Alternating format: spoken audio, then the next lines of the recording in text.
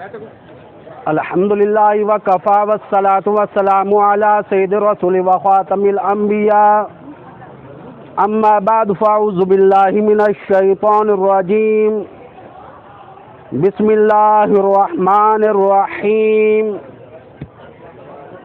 یا ایھا الذین آمنوا اتقوا اللہ حق تقاتہ ولا تموتن الا وانتم مسلمون صدق اللہ العظیم وصدق رسولہ النبی الکریم ونحن علی ذلک لمن الشاہدین والشاکرین والحمد للہ رب العالمین۔ تمام احباب ذوق شوق محبت اور اخلاص کے ساتھ میرے ہمراہ اونچی آواز سے نماز والا درود پاک پڑھنا ہے۔ یاد رکھنا، نماز والا درود پاک پڑھنے سے 4000 رحمت کے فرشتے اترتے ہیں اگر اجتماعی طور پر پڑھا جائے۔ ایک حدیث میں آتا ہے 5000، ایک حدیث میں آتا ہے کہ یہاں تک کہ 70000 فرشتے رحمت کے اترتے ہیں، اور ایک حدیث شریف میں آتا ہے کہ لا تعداد فرشتے اترتے ہیں۔ اور یہ بھی یاد رکھنا، اللہ عز و جل ہر روز 1,40,000 فرشتے اس لیے پیدا کرتے ہیں ہر روز جو امام الانبیاء پر درود پاک پڑھتے ہیں۔ اور نماز والا درود پاک جب تک درود ابراہیمی نماز میں نہیں پڑھو گے کسی اور درود سے نماز ادا نہیں ہوگی۔ تو اسی لیے تمام احباب ذوق شوق محبت اور اخلاص کے ساتھ دل جوئی کے ساتھ یہ بھی یاد رکھنا، حدیث شریف میں آتا ہے درود شریف ایسی عبادت ہے جو فوری قبول ہوتی ہے۔ نماز پڑھ لی پتہ نہیں قبول ہوگی یا نہیں، حج ادا کیا پتہ نہیں قبول ہوگا یا نہیں، یہاں تک کہ روزے رکھے نہ جانے قبول ہوئے یا نہیں، لیکن درود شریف ایسی نغت عبادت ہے جو فوری طور پر قبول ہو جاتی ہے۔ تمام احباب نماز والا درود پاک پڑھیں۔ اللہم صلی علی محمد وعلی آل محمد کما صلیت علی ابراہیم وعلی آل ابراہیم انک حمید مجید۔ اللہم بارک علی محمد وعلی آل محمد کما بارکت علی ابراہیم وعلی آل ابراہیم انک حمید مجید۔ سب سے پہلی بات، آپ احباب نے دیکھا ہوگا کہ میں نے جوتی پہنی ہوئی ہے، اسی حالت میں بیان کر رہا ہوں۔ یہ یاد رکھنا، قاری ابراہیم صاحب بھی تشریف فرمائے، عالم دین ہے، پوچھ سکتے ہو کہ میں نے دائیں پیر کو زمین پر 3 مرتبہ رگڑا ہے اور بائیں پیر کو بھی 3 مرتبہ رگڑا ہے، اس کی وجہ سے اب میری جوتی جو ہے پاک ہو گئی ہے۔ یہ میں نے مسئلہ سنا دیا اس لیے کہ دور ایسا ہے دین کی طرف ہماری توجہ ہوتی نہیں، جس کی وجہ سے اعتراض، واہ مولوی بیان تو کر رہا تھا لیکن جوتی پہنی ہوئی تھی، جوگر پہن کے بیان کر رہا تھا۔ کیوں کہ اس لیے ہمارا فرض ہے کہ ساتھ ساتھ آپ کو مسئلہ بھی سمجھائیں۔ بعض احباب سردی ہے یا بعض احباب پارک میں جاتے ہیں جنازے کے لیے، اور اکثریت مولوی بھی نہیں بتاتے کہ جوتی اتاری، جوتی کے اوپر کھڑے ہو جاتے ہیں، ناپاک ہے، اس کے ساتھ جنازہ نہیں ہوتا جب تک آپ جوتی کو، دائیں پیر کی جوتی کو 3 مرتبہ زمین پر رگڑے اور بائیں جانب کی جوتی کو 3 مرتبہ زمین پر رگڑے، اب جوتی کے ساتھ بھی جنازہ پڑھ سکتے ہیں۔ پہلے تو میں نے یہ بتا دیا، جو میں نے آیات پڑھی یہ آیات خاص طور پر نکاح کے خطبے کی حصے کی آیات ہے، اس پر ہماری توجہ نہیں کہ اللہ کے قرآن میں یہ آیات جو آئی سرکار مدینہ حضرت محمد رسول اللہ صلی اللہ علیہ وسلم اکثریت یہ آیات نکاح کے خطبے میں پڑھا کرتے تھے۔ یا ایھا الذین آمنو، اے ایمان والو، اے ایمان والو، آمنوا اتقوا اللہ، اللہ پاک سے ڈرو۔ اللہ عز و جل سے ڈرنے کے بارے میں اعلان آ گیا۔ یہ اعلان کسی صدر کے لیے نہیں، وزیر کے لیے نہیں، امیر کے لیے نہیں، मालिकी कायनात ने ये ऐलान भी ईमान वालों को करा दिया, फरमाया या अय्युहल्लज़ीना आमनुत्तकुल्लाह, ऐ ईमान वालों हर मामलात में अल्लाह से डरते रहो। शादी का मामला आ गया, आज लोग जानते भी नहीं, इमामुल अंबिया के दौर में निकाह भी मस्जिद में हुआ करते थे, जो आज नहीं।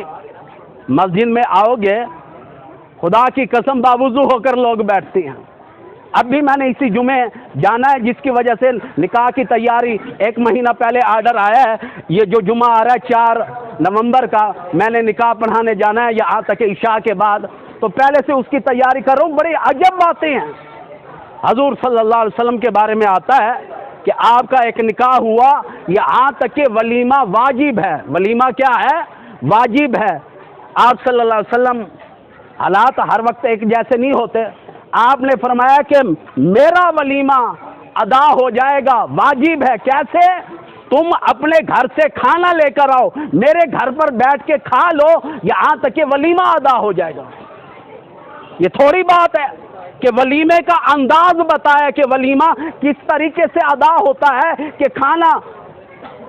ये बातें हम बयान में करते हैं, लेकिन लोग तवज्जो नहीं करते ना। कई लोग कहते हैं वाह मौलवी साहब चंगे हुए, खाना भी घरों चा के आऊँ खाऊं तो और क्या, पैसे ही आली सलामी भी दे के वनो। मसाइल नहीं समझते। इमामुल अंबिया का यहाँ तक के गुलाम आया, इमामुल अंबिया ने फरमाया तुम्हारा निकाह करना चाहता हूँ। कहने लगा मैं गरीब हूँ, मुफलिस हूँ, नादार हूँ। मैं गरीब हूँ, मैं मुफलिस हूँ, नादार हूँ। फरमाया सोना है? कहने लगा नहीं। चांदी है? नहीं। यहाँ तक कि सरकार ने फरमाया कि क्या लोहे की अंगूठी है हक महर बीवी को अदा करने के लिए? फरमाया वो भी नहीं। हजूर करीम सल्लल्लाहु अलैहि वसल्लम ने फरमाया कि तुम्हारा मैं निकाह पढ़ा देता हूँ, लेकिन हक महर क्या मुकर्रर किया? सब कह दो सुभान अल्लाह। फरमाया कुरान की कुछ सूरतें जानते हो? कहने लगा हाँ, आपका गुलाम हूँ, कुरान जानता हूँ। फरमाया अपनी बीवी को कुरान सिखा देना, कुरान सिखा दोगे यहाँ तक कि उसका हक महर अदा हो जाएगा। आज कोई ऐसे काम करता है बीवी को कुरान सिखाने से हक महर अदा होता है। धरती पर सबसे पहला निकाह हुआ किसका हुआ? आदम अलैहिस्सलातु वस्सलाम का हुआ। देखते क्या है, दरख्त के नीचे एक बड़ी खूबसूरत हसीन नौजवान लड़की जन्नती लिबास पहनकर बैठी हुई है। पूछ लिया अल्लाह अज़्ज़ वजल से ये कौन है? आदम अलैहिस्सलाम पूछने वाले हैं, मालिकी कायनात बताने वाले हैं। फरमाया तुम्हारी घरवाली, तुम्हारी ज़ौजा है। फरमाया करीब जाऊं, हाथ लगाऊं, इससे बातचीत करूं? फरमाया नहीं नहीं, हाथ लगाने की इजाजत नहीं, हक महर पहले अदा करो। इलाही क्या देना पड़ेगा? सोना दूं, चांदी दूं, हीरे जवाहरात दूं, क्या देना पड़ेगा? फरमाया नहीं नहीं, ओ ए आदम तुम सारी कायनात के अब्बा हो, ये सारी कायनात की अम्मी जान है, आज हक महर यूं अदा होगा। इमामुल अंबिया महबूब किबरिया हजरत मोहम्मद रसूलुल्लाह सल्लल्लाहु ताला अलैहि वसल्लम की ज़ात अक़दस पर 20 मरतबा दुरूद पाक पढ़ो, तुम्हारा हक महर अदा हो जाएगा। धरती पर पहला निकाह हुआ तो कैसे हुआ? सरकार पर दुरूद पाक पढ़ने से हुआ। इसलिए मैं कह रहा हूं, दुरूद शरीफ पर जोर दे रहा हूं कि ये महफिल और बाबरकत हो जाए। क्यों? कि दुरूद शरीफ की वजह से। आदम अलैहिस्सलाम का बेटा जवान है, हजरत शीस अलैहिस्सलाम उसका नाम है। फरमाया जब भी कोई परेशानी आ जाए, मुश्किल आ जाए, मांगना अल्लाह अज़्ज़ वजल से, पर दुआ की शुरू में और आखिर में इमामुल अंबिया पर दुरूद पाक जरूर पढ़ना। समझे नहीं हो क्यों आर्डर दिया कि दुरूद पाक जरूर पढ़ना? वरना हदीस शरीफ में आता है कि दुआ ना ऊपर जाती है ना नीचे आती है। दुआ यहाँ तक कि जमीन के आसमान के दरमियानी हिस्से में लटका दी जाती है, जिस दुआ में यहाँ तक कि दुरूद शरीफ अव्वल और आखिर में ना पढ़ा जाए। इस कदर, इसलिए जो मैंने आयात पढ़ी है, ठीक 5 मिनट बाद खत्म कर रहे मोहसिन। ठीक है, ठीक है, 5 मिनट बाद दुआ। ठीक ठीक है, ठीक, बस ठीक। تو بہرحال بتانا یہ چاہتا ہوں قرآن حکیم کی جو آیات آئی، قرآن حکیم میں جو نکاح کے خطبے کی آیات بیان کی، فرمایا یا ایھا الذین آمنوا اتقوا اللہ، ایمان والوں کو خطاب کیا، ہر حالت میں اللہ عز و جل سے ڈرا کر۔ صحابہ کرام نے پوچھا کتنا ڈرا کرے؟ قرآن کہتا ہے حق تقاتہ، جتنا حق ہے مالک کائنات سے ڈرنے کا ڈرا کرو، ولا تموتن الا وانتم مسلمون۔ جب تو زندہ رہے لوگ یوں کہیں مسلمان تھا، جب تیرا انتقال ہو جائے لوگوں کو یہ پتہ چلے یہ دنیا سے مسلمان ہو کر گیا۔ آپ احباب کے سامنے کھانا آ رہا ہے، کھانے میں اتفاق برکت ہے، ایک دوسرے کی عزت کرنا برکت ہے، احتیاط سے کھانا برکت ہے۔ ہم لوگ اب خیال نہیں کرتے یہ جو پلیٹ چاٹنا ہے 100 شہیدوں کا ثواب ہے۔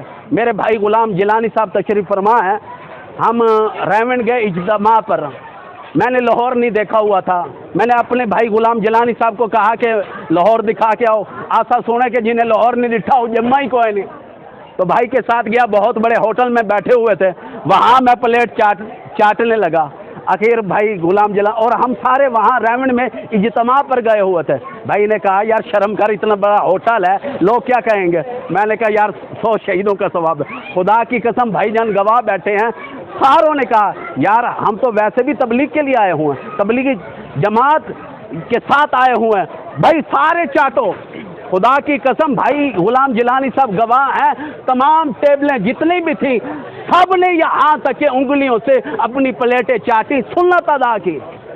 کھانے سے پہلے تھوڑا سا پانی پی لینا بھی نبی کی سنت ہے، ان چیزوں کا خیال کیا کرو۔ شادی کی تقریب پر آئے ہو دعا دے کر جاؤ، اس ٹائم بھی مجھے خاص طور پر دعا پر بلایا ہے۔